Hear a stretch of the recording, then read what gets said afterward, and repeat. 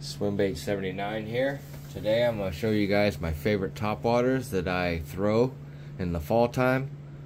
As the water temps start to fall and drop tremendously, it will pick up speed, and next thing you know, the water temps will be too cold to fish topwaters, so I try to take advantage of it. Like right now, across the whole entire United States, you can fish all these topwaters in different scenarios. We're going to kick it off with the Jitterbug family. I like to fish low light. I don't normally fish this during the daytime. I fish these at either first thing in the morning or late in the evening or even at night fishing. They do get bit. They're responsible for a whole lot of giant fish over the time. They're invented in 1925 from Fred Arbogast. They're deadly lures. That one's technically a musky bait. This one's a bass lure. This one's the original bass lure. I don't technically use this one as much. I hadn't modified the hooks yet. They come with these little weird little mini screws you got to take out. I replace, or I add a split ring to it so it hangs the hook down just a little bit lower. It doesn't get stuck and positioned. You know, sometimes they get crammed right there and it stays right there. Well, if a fish bites, that's not a free swinging hook. So this method is a free swinging hook. They do catch each other, so you have to be aware of that. You could definitely feel that as you retrieve it. The more you fish this bait, the more you get to learn about the bait. Next up is really walking baits. If you find yourself having trouble walking what is known as walk the dog technique with walking baits, topwater walking baits. These are like cigar shaped baits. This is a Strike King Sexy Mega Dog. It is a 2-ounce walking bait. You have to have specialized gear to be able to throw this bait, compared to the smaller version of the Strike King Sexy Dog Junior, which is you could throw on like literally 12 pound, 14 pound mono. 17 pound mono is what I throw it on. I throw this 2-ounce walking bait on a basically a flipping rod. It's more like a pool cue, but whatever. I fish it on an 80 pound braid. It is tiresome. It does have hook rash on it, so I've fished it and I've caught a few fish on it. It is a deadly bait. So that's walking baits, your traditional walking baits. Now if you find yourself having trouble walking the dog, so-called, you can pick up this lure and try it. This is a Bill Lewis Stutter Step. It's a 4.0 right here on the top, and this is the 5.0. This is a 5-inch. I throw this on a 7'6" heavy action rod, normally 65 pound braid. You'd probably get away with 50 pound braid, but I normally throw this on 17 pound mono on a 7-foot medium heavy rod, or a 7-foot medium heavy rod with 50 pound braid. Choice is yours. I've changed the hooks out on both of these baits and the split rings as well to beef it up. Don't never want to not be rigged up right when the moment comes for a trophy fish to bite your bait. Last thing you want is just a factory split ring to straighten out. I've had that happen. Sucks. Next up is poppers, chuggers, whatever, poppers, chuggers, spitters, all these baits. This is a Strike King Spitting Image, I think it is, or maybe a Strike King KVD Splash, I think is the name. Obviously I've stole that hook or taken it off. This is one of my favorite baits. This is a Pop R. I can walk this bait like walking the dog. This is a Rebel Pop 65, I think it is. Don't quote me on that. This is a River to Sea Hydro Pop, I think it is. It's a sweet little bait. I normally throw it on like 10-pound mono on a spinning rod. Don't be afraid to throw these on light line. I just highly recommend retying multiple times throughout your trip. And do not have your drag set so tight, but have it tight enough that it'll sink the hooks in. This is a storm chug bug that I've had close to 20 years. I've taken the hooks off of it as they started to rust. I will replace the split rings and hooks one day and fish this. It's a deadly bait. It has a different sound compared to most of your chuggers or poppers. They all have different sounds in them, so it's kind of cool to be able to play with the different sounds for the different seasons. Next up, we're going to play with the River to Sea Whopper Plopper. This is the Whopper Plopper 130. I have this color in black loon. It is like a 5-inch bait. It has rattles in it. I normally fish it on a 7'6" medium heavy or a 7'6" heavy action rod. Just your typical flipping rod will definitely do this bait great. With 65-pound braid, you could chuck it a country mile. Now I have two of these baits. One is for clear water and the other one's for colored water, or at night or low light in the morning, whatever it may be. Obviously you can still use this if you were to get this. If you're stuck with a lot of clear water, you could still fish this at night. They will crush it. Really, it doesn't matter about color at night. Don't think it does. It's just it makes it easier target for the fish, utilizing a dark colored bait that silhouettes the night sky. I feel like they eat the bait a whole lot better. But during the daytime in the sun, I would definitely fish this bluegill bait over this. But if it was cloudy, I would definitely fish the darker colored bait rather than this. But if this is all I had, so be it. That is the Whopper Plopper 130 from River to Sea. This is the Whopper Plopper 190. I have this also in the black loon, which is tied onto a rod currently. This is in yellow perch. I've caught 7-pound fish on this, 7-pound largemouth. I've caught some really big smallmouth on this lure as well. They will flat out flatline this bait.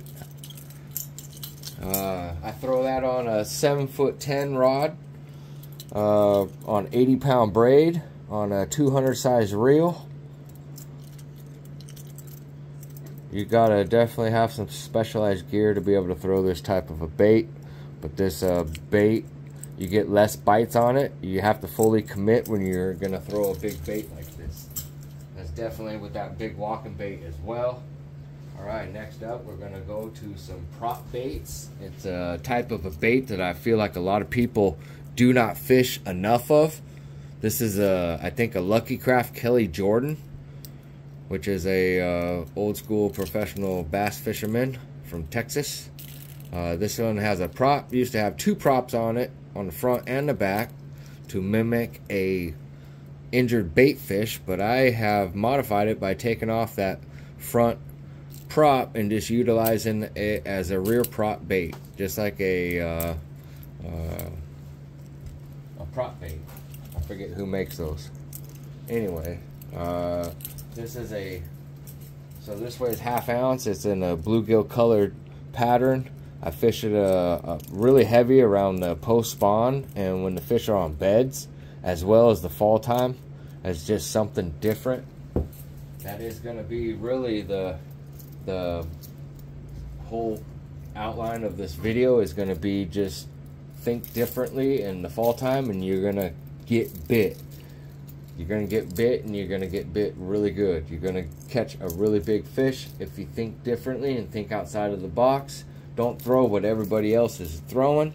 And if you're catching fish on it, don't stop throwing it. Keep throwing that bait until you go an entire like 4 to 6 hours without getting bit. This is a Bagley prop bait.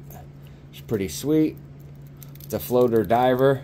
Has a really cool sound on it when you rip it on the surface of the water. I throw it on 10-pound monofilament on a spinning rod. It is a balsa bait, so it is weighs basically like a feather. Next up, we're gonna go with a wake bait that sits on the surface and wakes across the surface of the water. This is a 6 cents wake bait. It is in Black Magic, I think it is. It's I think it's technically the 80X wake by 6 cents. The eyes are crazy. This one flat out gets bit. The stock hooks and split rings are good to go. You don't have to change them at all. So that's a plus straight out of the package. Next, we're going to go to my favorite fall time bait. It's responsible for a 10-pound fish. If you hadn't seen that video, you should check that out. It was definitely caught on a single-bladed War Eagle Buzz Toad buzz bait with the gold blade, half-ounce head. I put a horny toad on there. I kind of strip off the one that comes stock on there from the package. To me, it's kind of garbage. I put an actual horny toad on there. Horny toad color doesn't matter. I usually dip the legs in either orange or chartreuse just for an additive to it. I usually fish this single-bladed buzzbait on 50-pound braid on a 7-foot medium heavy rod. It flat out gets bit. I've caught over 80-90 fish in a 6-week period, ending with a 10.6 pound fish on this bait back in 2018. If you hadn't checked that video out yet, you need to check that out. It's in my profile. It is not me catching the actual fish. It is me releasing the fish after I caught it. I hadn't started making videos back then just yet. But that is the War Eagle Buzz Toad. I prefer the half-ounce. I could throw it farther and I could work it a little bit faster. Usually within about 5 fish, that bait will get tuned. Far as the sound of it, it gets a higher squeal. This is a Picasso Buzz saw buzz bait, double buzzer, side by side. This one is a Cadillac of buzz baits. I fish it with a Stinger 3/0 trailer hook. I put the horny toad on this bait to plane it quicker to the surface, as well as it gives a way bigger profile. This bait without the horny toad and trailer hook weighs 3/4 ounce. That's the reason I buy it. It was designed to be able to fish in the wind.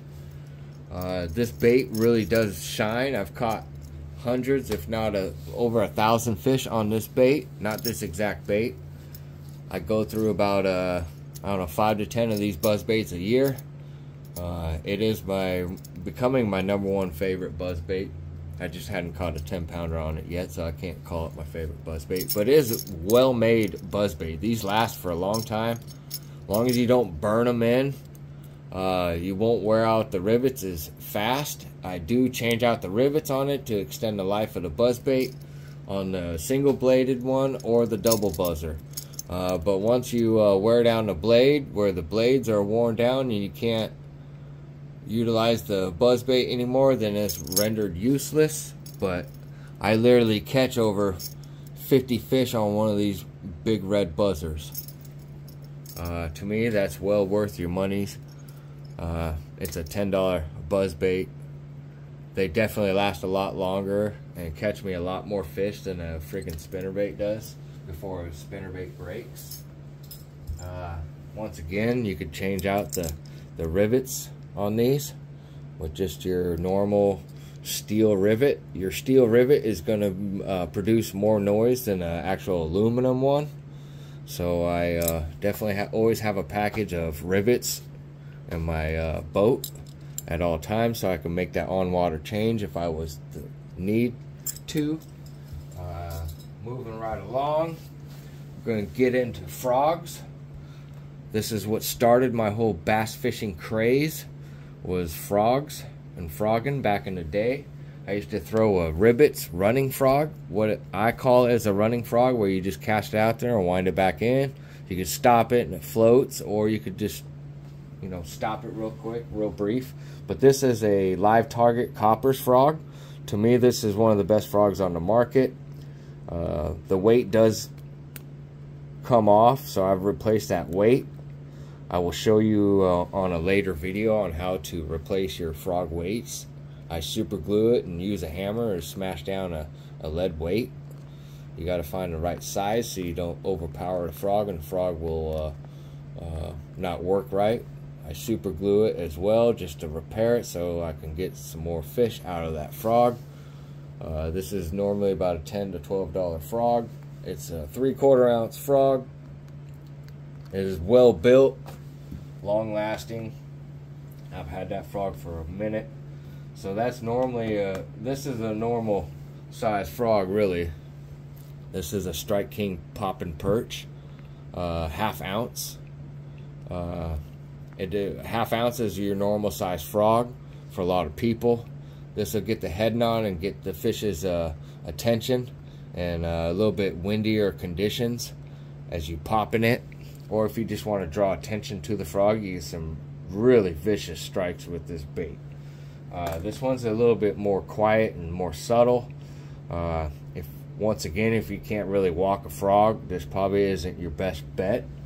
The popping frog is probably going to be your better bet, or a running frog where you cast out and you wind it back in, which is like your Jackal sprinker frog. Has a tail, sits on the surface. It is not really weedless all that much. It does get hung up because the hooks on this bait do not sit tight to the body. So they sit out and they like to grab stuff, whether it's grass, whether it's wood, whether it's a snag. It sucks at times, but they do knock the snot out of this frog. Remember, this is a Jackal sprinker frog. Color doesn't really matter. So this is a Spro King Daddy. Compared to this normal size frog, you can see the complete difference. It's almost twice the size of a normal frog. This is normal, this is not normal. But this one, this gets like a 4-pound. You'll catch 2-pound bass on this, but you'll catch 4 to 6 pound bass on this easy. You got to be patient. I fish on a little bit beefed up gear, normally a 7'6" medium heavy with straight braid, 65-pound braid, or I will go to a 7'6" heavy action flipping rod with 65-pound braid. This is a well-built frog. I have had him for years. For almost 20 years I've been fishing that frog.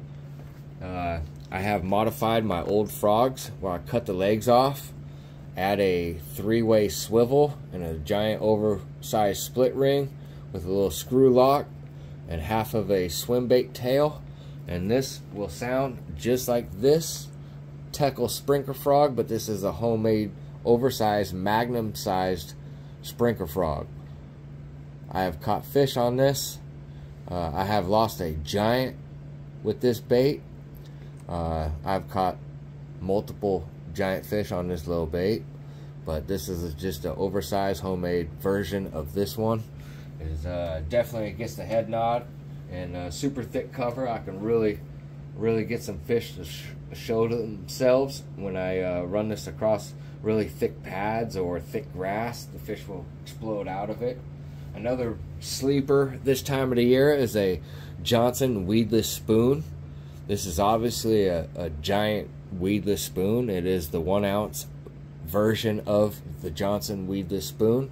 I throw a twin tail grub on there, usually 4-inch.